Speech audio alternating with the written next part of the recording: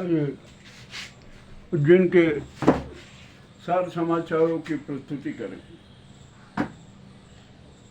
क्षिप्रा नदी में गिरी पुलिस की वाहन को खोजते हुए 70 घंटे पूरे हो गए। आज सुबह जो गिरी में एक वाहन, पुलिस का वाहन तथा महिला आरक्षक आरती पाल का भी शव मिला। मजेदारी की बात यह रही कि जब 70 घंटे तक ऑपरेशन चला था उसमें कुछ भी नहीं हुआ था, और किंतु दो जुम्मा और अकबर नामक तैराकों ने कहा कि साहब हमें परमिशन दीजिए, हम खोद कर लेते हैं। बड़ी मुश्किल परमिशन दी गई और 20 मिनट की गोताखोरी में उन्होंने कार का पता लगा लिया, और वो कार एक गड्ढे में फंस गई थी जिसमें आरक्षक महिला पाल का शव भी फंसा हुआ था।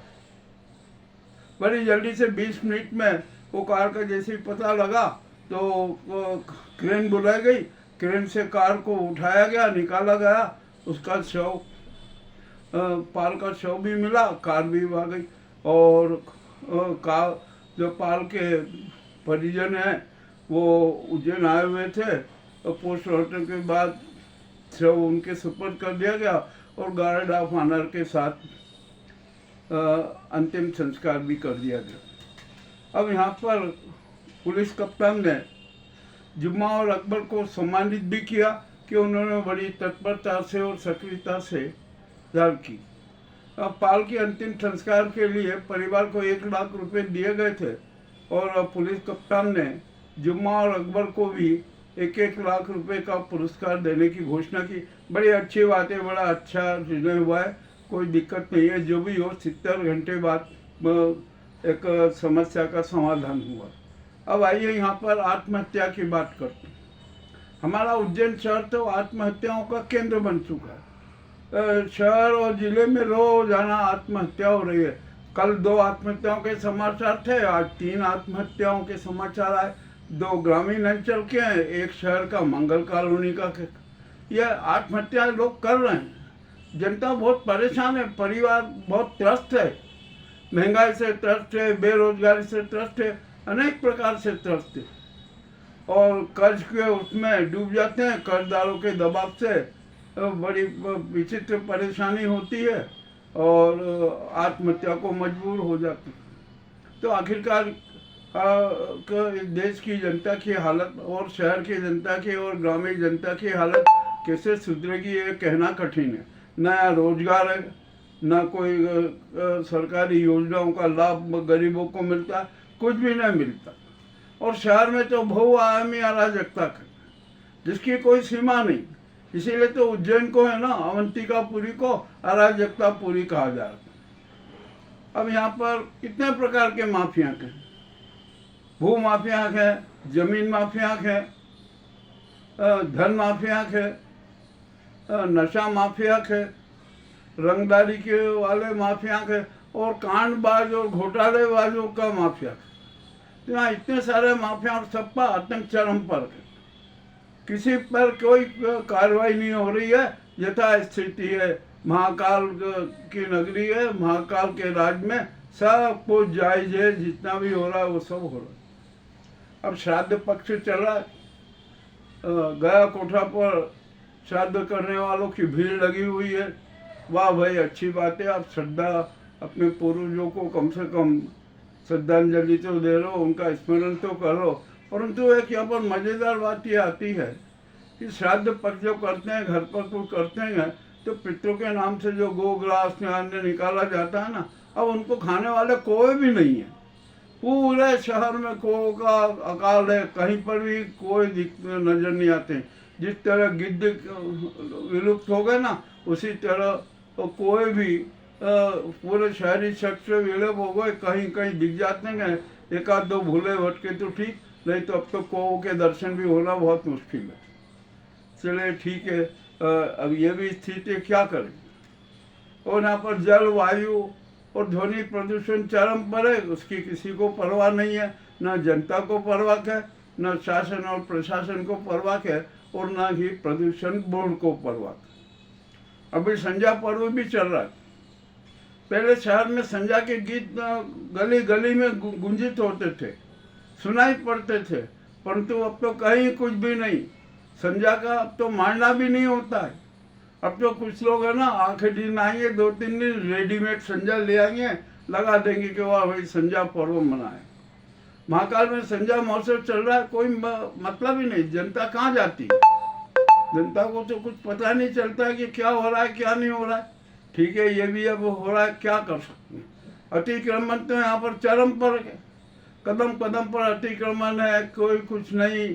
चाहे जो कुछ करो, व्यापारियों का सामान सड़कों पर है, और व्यापारियों की दुकान के दोनों तरफ वाहनों के खड़े रहते हैं, और सेंट्रल पार्किंग भी जारी है। ठीक है, जो चल रहा है चलने दो, क्या दिक्कत है, अतिक्रमण नहीं होगा। अब यहाँ पर एक बहुत बड़ी अहम समस्या हो गई है, जनता बड़ी वो हो रही है कि यहाँ पर 2 बड़े विवाद खड़े हो गए। एक मंगलनाथ मंदिर का, कि ओरिजिनल मंगलनाथ मंदिर कौन सा है, अंगारेश्वर है या यो मंगल बाबा की समाधि ये है। अब इसका निर्णय कौन करेगा? ये तो मामला बड़ा विचित्र है। तो अब इसका निर्णय है ना, यहाँ पर करने की जवाबदारी किसकी है? यहाँ पर पुरातत्व विभाग है। पुरातत्व विभाग बताएगा कि मंगलनाथ का ओरिजिनल मंदिर कौन सा है। क्या अंगारेश्वर मंदिर है, या जो मंगल बाबा की समाधि है वो ओरिजिनल मंदिर है? मामला बड़ा विचित्र और पेचीदा। इसकी तो सूक्ष्मता से जांच होना ही चाहिए, और जरूरी भी है। आइए अब दूसरा एक मामला, यहाँ सर्टिफिकेट देखा ना आपने, सर्टिफिकेट, ये इसकी भी बड़ी विचित्र कहानी है। यहाँ पर इसको मंदिर बताया जाता है, जबकि ये कोई मंदिर नहीं है। कोई राजस्थान में सती हुई थी, उसकी स्मृति में यहाँ स्मारक बना हुआ था, और यहाँ पर पहले चौकी लगती थी, गेट लगता था। शहर का विकास हुआ, गेट हुआ, यानी उसकी जो चौकी स्थल पर भी अतिक्रमण हो गया, दोनों तरफ अतिक्रमण हो गया। अब मामला बड़ा विचित्र है। अब ये पुरातत्व विभाग खुद आकर जांच करे कि आखिरकार सती गेट की सीमा कौन सी थी, और वो जो चौकियों की लगती थी वो सीमा कौन सी थी। ये तो पुरातत्व विभाग बता सकेगा।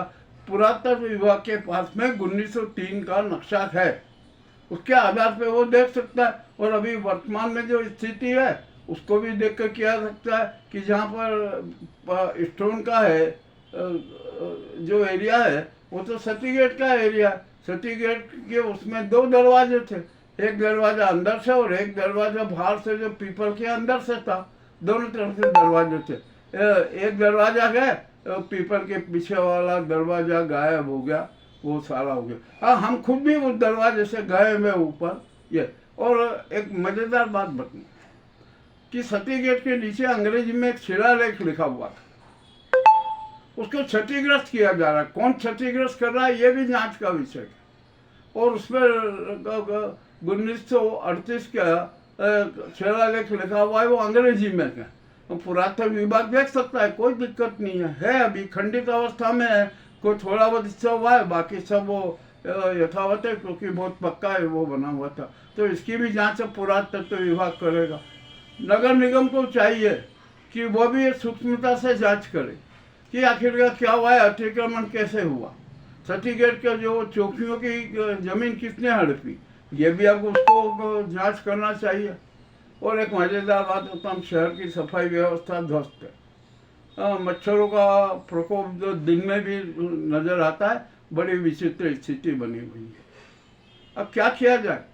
नगर निगम को कोई परवाह नहीं है जन स्वास्थ्य की, लोक स्वास्थ्य की। कह रहे ठीक है, ये तो वो तो जनता को जानवर मान रहे, और शहर को तो इस नगर निगम ने नर्क तुल्य ही बना दिया। अब क्या किया जाए, किसके कारण शिकायत? मामला तो बड़ा विचित्र होता जा रहा। अब यहाँ पर नए संभागायुक्त आशीष सिंह जी आ गए हैं, वे अब देंगे, और वे अब क्या क्या निर्णय करेंगे बहुत मज़ेदार होगा। वे बहुत सख्त चरित्र है। वे जिलाधीश ने, नगर निगम आयुक्त ने, सबको अब सब पर शिकंजा कसेंगे कि आप ये क्या कर रहे हैं। चार सरकारी, जितने भी सरकारी विभाग है, जो भी हो ना, पुरातत्व विभाग हो, नापतोल विभाग हो, प्रदूषण बोर्ड हो, सब पर शिकंजा कसा जाएगा। और जो ये घटिया निर्माण हो रहा है ना, इस पर भी शिकंजा कसा जाएगा। और नगर निगम को चाहिए, उसको एक कदम उठाना चाहिए कि जो सेट बैक में जितने भी जमीनें छोड़ी गई थी ना, उन पर आज भी भूमि स्वामी का अधिकार है। वहाँ पर पक्के होटल बने हुए और उन पर व्यापार हो रहा है। तो जितने भी जो सेट बैक की जमीनें छोड़ी गई है, उनको सड़क के लेवल से तुरंत करवाया जाए। सबको नोटिस दिया जाए कि आपने जो सेट बैक छोड़ा है ना, उसको सड़क के लेवल से कीजिए। आपने कैसे होटलें बना दी, क्यों इस पर व्यवसाय किया, ये नगर निगम के साथ धोखाधड़ी की, ये भी मामला उजागर हो रहा है। अब इसकी भी जांच होना चाहिए और तुरंत कार्रवाई करना चाहिए, ये भी बहुत जरूरी है। महाकाल मंदिर में तो वीआईपी वाद है, वहाँ पर धनबाजी चल रही है, धन घोटाले चल रहे हैं, क्या क्या हो रहा है कुछ कह नहीं सकते। और यहाँ की धन पालिका की तो हालत ही खराब है, इनकी तो कुछ बात ही नहीं करना। ये धन पालिका नहीं है, ये तो धन पालिका हो गई, अय्याश पालिका हो गई। यहाँ पर अनेक प्रकार के जिन्होंने कुकृत्य हो रहा है, जिनको हमें जो जानकारी मिली ना, उसको देखकर तो उनका प्रसारण करने में हमें भी शर्मिंदगी महसूस हो रही है कि इसको ये कैसे किया जाए। नशे का व्यापार खुलेआम हो रहा है, कोई है नहीं कुछ करने वाला। और एक मज़ेदार बात सबसे बताता हूँ कि जो निर्माण की डीपीआर बनती है ना, उसमें भी एक लोचा लगता है। उसमें जल निकासी का कोई व्यवस्था नहीं रहती है, भविष्य की सुरक्षा की कोई व्यवस्था नहीं रहती है। ये ऐसा भी चल रहा है। और जो भी निर्माण हो रहे हैं, सब घटिया किस्म के हो रहे हैं, कोई स्थायी निर्माण नहीं। अरे सैकड़ों 700 वर्ष पुराने पुल आज भी जिंदा है, और जो नए बनते हैं ना, उनमें दरारें पड़ जाती है। अभी देखा आपने, कानीपुरा रोड पर सड़क बनी थी, उसमें पानी निकासी का कोई था ही नहीं, और 28 दिन में ही वो सड़क बेकार हो गई। ठेकेदार पर 10 लाख का जुर्माना लगा दिया। अरे ठेकेदार पर जुर्माना लगा वो तो ठीक है, किंतु जिन्होंने डीपीआर बनाई ना, जिन अधिकारियों ने, उन पर भी तो जुर्माना लगाओ, उन पर भी तो कठोर कार्रवाई होना चाहिए। क्यों आखिरकार ये डिफेक्टिव डीपीआर बनाई गई? मामला अति रोचक है। और जल भराव की समस्या तो यथावत बनी हुई है, उसका कोई समाधान आज तक नहीं हुआ है, कितने सालों से चली हो रही है। अब वर्षा का स्कोर है ना, कम ही रहेगा। अब कभी 9 इंच की ज़रूरत है, छुट-पुट वर्षा भी हो जाएगी तो 1-2 इंच की वर्षा हो जाएगी, कोई उसमें वो नहीं है। मगर हाँ, जल संकट, भविष्य का जल संकट तो रहेगा, ये भी तय है। और जल संकट के निवारण के लिए यहाँ पर कोई ठोस कदम नहीं उठा रहा है। अब आशीष सिंह जी आए हैं, हम उनके सामने प्रस्तुत करेंगे कि उज्जैन शहर की स्थायी जल समस्या के समाधान हेतु गंभीर डैम का दूसरा चरण पूरा करने की योजना को मूर्त रूप दें। अभी सीएम को समय है 2 साल का, 1.5 साल में गंभीर डैम के दूसरा चरण का कार्य पूरा हो सकता है। सारी बाधाएं समाप्त हो गई है, कहीं भी कुछ भी बाधाएं नहीं बची है। सिर्फ गंभीर डैम के दूसरे चरण का कार्य शुरू किया जाए, वो निर्माण कार्य 1-1.5 साल में पूरा हो जाएगा और सब कुछ अच्छा हो जाएगा। तो उज्जैन के शहर को पेयजल समस्या से 200-300 साल तक के लिए मुक्ति मिल जाएगी। ये उज्जैन शहर के आज के प्रमुख समाचार आपके सामने प्रस्तुत हैं, और अभी नए समाचार आएंगे, उनकी भी प्रस्तुति करेंगे। बहुत बहुत धन्यवाद।